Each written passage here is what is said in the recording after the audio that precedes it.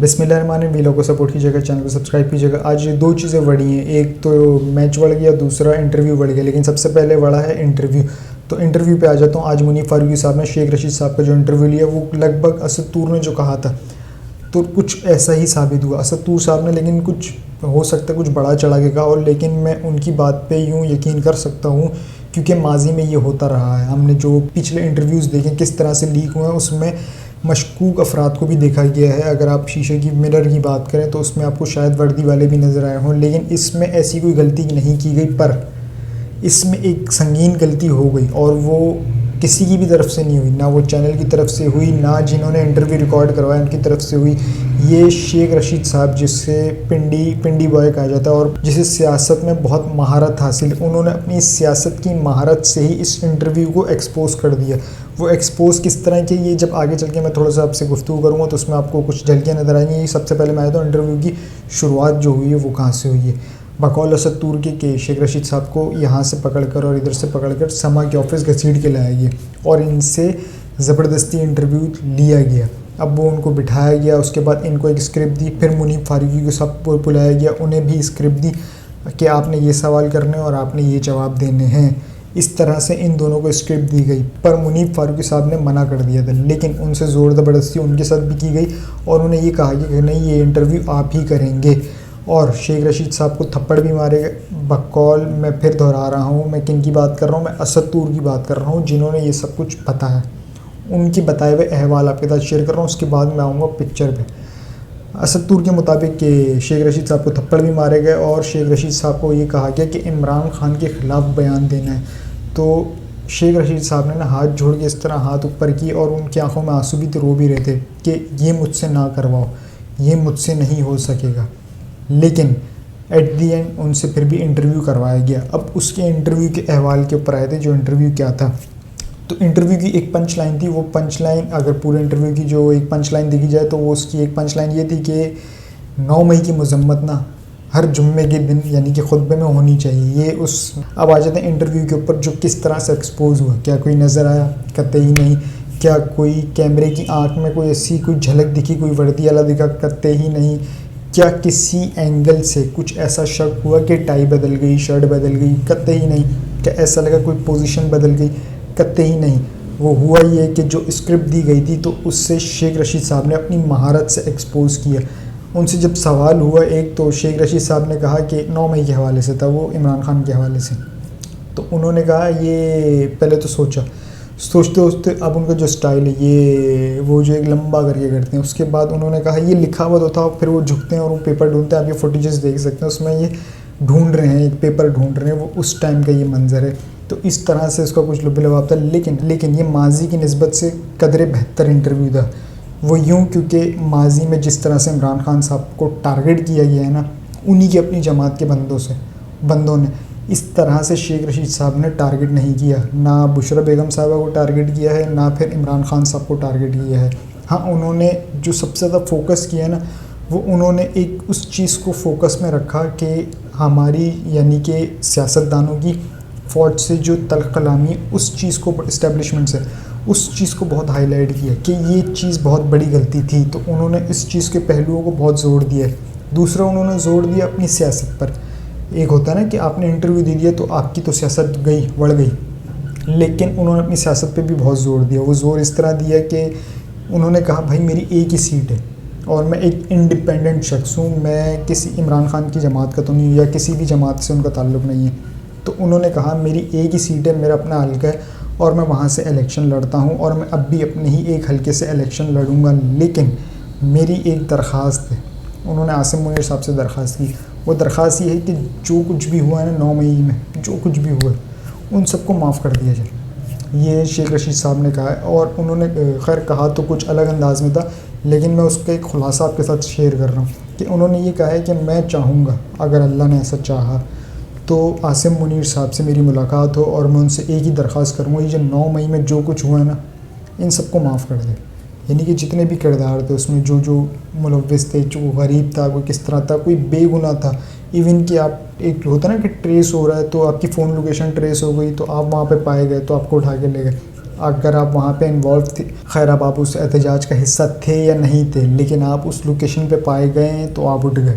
تو اس طرح کی کچھ چیزیں تھیں. لیکن اب اس انٹرویو، خیر میں آ جاتا ہوں شیخ رشید صاحب پہ کہ شیخ رشید صاحب کہاں غائب تھے. وہ ایک چلے پہ گئے ہوئے تھے بقول ان کے، لیکن وہ اس چلے پہ گئے تھے جو ان کی شکل اور ان کے حلیہ بتا رہا تھا. حلیہ سے مراد یہ نہیں کہ وہ گلے سڑے لگ رہے تھے یا پھر ان کی باڈی لینگویج بتا رہی تھی. جو آپ نے ماضی کا شیخ رشید دیکھا نا، ایک پھرتیلا triple S short sweet small, وہ اس ٹائپ کے شیخ رشید نہیں لگ رہے تھے. اور کچھ ایسے بھی ایونٹ آئے، یعنی کہ کچھ ایسے بھی ٹرننگ پوائنٹ آئے سوالات میں جہاں پر ان کی آنکھیں نم ہوئی اور وہ شیخ رشید لگ نہیں رہے تھے ماضی والے.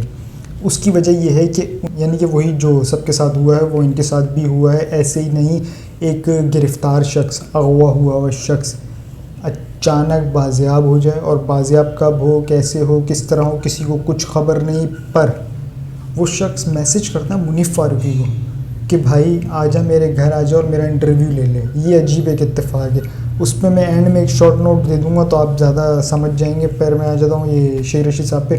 میں نے تہجد کے وقت اٹھ کر دعائیں مانگی ہیں کہ یا اللہ عاصم منیر کے پاس جاؤں اور کہوں کہ 9 مئی کے جو گنہگار ہیں سب کو عام معافی دے گی. جو میں نے آپ سے بھی بات کی تھی اس کے حوالے سے. مجھے ٹویٹر ہی لے ڈوبا. اچھا یہ انہوں نے بتایا کہ مجھے جو لے ڈوبا ہے وہ ٹویٹر لے ڈوبا، یعنی کہ سوشل میڈیا اکاؤنٹ. میرے خلاف کچھ نہیں نکلا. وہ ٹویٹ سامنے لا کر کہتے تھے اے پھڑو جی، یعنی کہ وہ ٹویٹس دکھاتے تم کو کہ دیکھو یہ تم نے کیا، یہ تم نے کیا. لیکن پھر انہوں نے کہا کہ جب یہ ثانیہ 9 مئی ہوا تو اس ٹائم پر میں پاکستان میں نہیں تھا، لیکن میں نے 10 مئی والے دن یہ ٹویٹ کی اور پھر انہوں نے ان کو دکھایا بھی. آگے سے انہوں نے یہ کہا اچھا سوری ہم نے یہ دیکھا نہیں، ہماری نظروں سے گزرا نہیں. یہ ان کا جواب تھا جن کو انہوں نے ٹویٹ دکھایا. جب سیاستدان کی ادارے سے لڑائی ہوتی نا تو ہمیشہ ادارہ ہی جیتتا ہے، یہ شیخ رشید صاحب نے کہا ہے. تو یہ بھی ایک پنچ لائن ہے، لیکن اس پنچ لائن سے یہ تھوڑی سی نیچے ہے. وہ ٹاپ پر سب سے پنچ لائن ہے کہ 9 مئی کی مذمت ہر جمعے کے خطبے میں ہونی چاہیے. تو ان کی وہ پنچ لائن تھی. اب میں ایک بریکٹ میں ایک چیز کہنا چاہوں گا. وہ بریکٹ میں یہ کہنا چاہوں گا کہ یہ جو کہتے ہیں نا کہ انٹرویو کے لیے مجھے اس نے بلایا، تو اس نے کیسے بلا لیا؟ وہ شخص تو گرفتار تھا، اس کی تو رہائی نہیں ہوئی. آج الٹا اس کی پٹیشن لگی ہوئی تھی جس میں 2 ہفتے کا ٹائم مانگا گیا. آج یہ 2 ہفتے کا ٹائم مانگا گیا کہ ہمیں 2 ہفتے دیں اور اس 2 ہفتے کے اندر ہم شیخ رشید صاحب کو عدالت میں پیش کر دیں گے. کہاں 2 ہفتے اور کہاں آج انٹرویو نشر ہو گیا. اور یہ انٹرویو 2 سے 3 روز پہلے ریکارڈ ہو چکا تھا، پبلک آج ہوا ہے. اب آ جاتے ہیں شیخ رشید صاحب کو پولیس، یہ آپ اسکرین شاٹ دیکھ سکتے ہیں کہ شیخ رشید صاحب کو پولیس والوں نے کب گرفتار کیا تھا. یہ 17 ستمبر 2023 کا یہ آپ کے ساتھ اسکرین شاٹ میں شیئر کر رہا ہوں. آئی جی پنجاب عثمان عمر کا کہنا ہے کہ پنجاب پولیس نے 9 مئی کو جلاؤ گھیراؤ سمیت مختلف مقامات میں سابق وزیر شیخ رشید کو گرفتار کر لیا ہے. ابھی یہ کب کہہ رہے ہیں؟ 17 ستمبر 2023 کو. جبکہ آج منیف فاروقی صاحب کیا کہہ رہے ہیں کہ شیخ رشید نے انٹرویو کے لیے مجھ سے خود رابطہ کیا اور انہوں نے مجھے بلایا کہ آؤ میرا انٹرویو لے لو. تو پھر میں چلا گیا. یعنی کہ یہاں سے ہی ایک جھوٹ پکڑا گیا. ایک تو جھوٹ یہ پکڑا گیا، دوسرا وہ پیپر والا سین جو میں نے آپ کے ساتھ آگے شیئر کیا تھا اس سے پہلے کہ کس طرح سے وہ سوال میں گھمایا گیا. لیکن شیخ رشید نے بڑی مہارت سے اسے ایکسپوز کیا کہ وہ سوال کیا تھا، وہ پھر ڈھونڈنے لگ گیا، وہ میں نے لکھ کے لکھا تھا. تو اس طرح سے وہ کچھ ایکسپوز ہوا ہے. اس میں ایک چیز اور میں بریکٹ میں کہنا چاہوں گا کہ یہ جو غلطیاں ہو رہی ہیں انٹرویوز میں، اس سے ماضی میں 2 ہم نے انٹرویوز دیکھے، ان میں بھی غلطیاں ہوئی ہیں، اس میں بھی یہ غلطی ہو گئی، یہ جو پرچی والی ہو گئی، اور بھی چند غلطیاں ہیں. تو یہ غلطیاں کیسے ہو رہی ہیں؟ کیا یہ بنا دیکھے پبلش کرتے ہیں؟ نہیں، ایسا نہیں. یہ پورا دیکھ بھال کے پبلش کرتے ہیں. یعنی کہ یہ ہر ایک چیز دیکھتے ہیں کہ کیا اینگل ہے، کیا بولا ہے، کس نے بولا ہے، سوال کیا ہوا، سب کچھ دیکھا جاتا ہے، سب کچھ. لیکن پھر بھی ایک نہ ایک غلطی ہوتی ہے اور وہ منظر عام پر آتی ہے. اب وہ منظر عام پہ کیوں آتی ہے؟ وہ منظر عام پر اس لیے آتی ہے کیونکہ جس کا کوئی نہیں ہے نا اس کا خدا ہے یارو.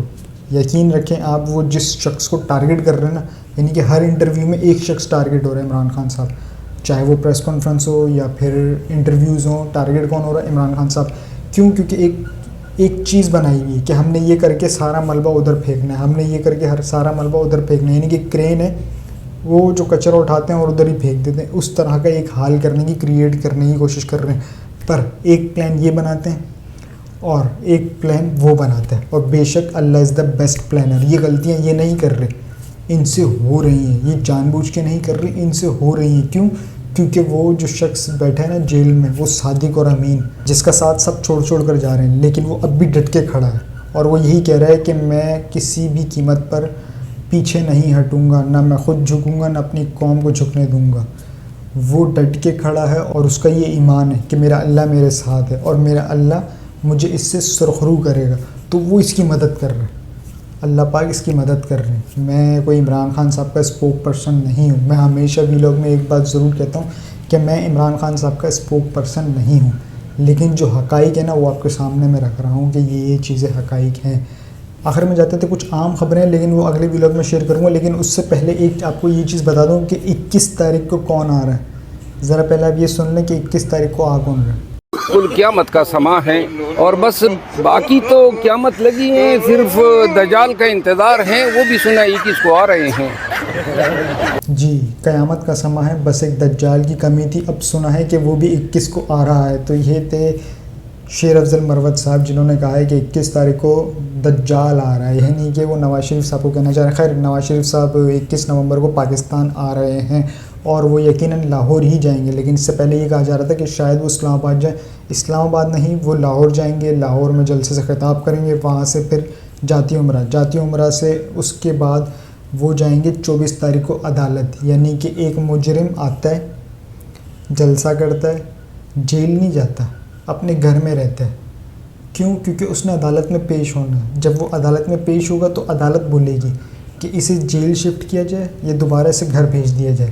اور یقیناً میں نے اپنے چند روز پہلے ایک ویلاگ میں بتا دیا تھا کہ ان کے گھر کو ہی سب جیل قرار دے دیا جائے گا اور یہ اپنے گھر پہ ہی رہیں گے۔ مجرم گھر پہ رہے گا، جو ملزم ہے نا وہ سڑے گا جیل کے اندر، اور تب تک جب تک وہ ملزم سے مجرم نہیں بن جاتا۔ کیوں؟ ابھی تو ٹرائل چل رہا ہے، ابھی تو کیسز چل رہے ہیں، ابھی تو سماعتیں چل رہی ہیں، ابھی تو سزا ہوئی نہیں ہے، تو یہ حال ہے۔ جب سزا ہو جائے گی تو پھر یہ کیا جیل کے اندر بنکر بنا کے رکھیں گے یا چھت کی ٹینکی پہ اندر ڈال کے رکھیں گے؟ خیر اب تک کے لیے اتنا ہی جی، اپنا اور اس چینل کا خیال رکھیے گا، چینل کو سبسکرائب ضرور کیجیے گا۔ اللہ حافظ۔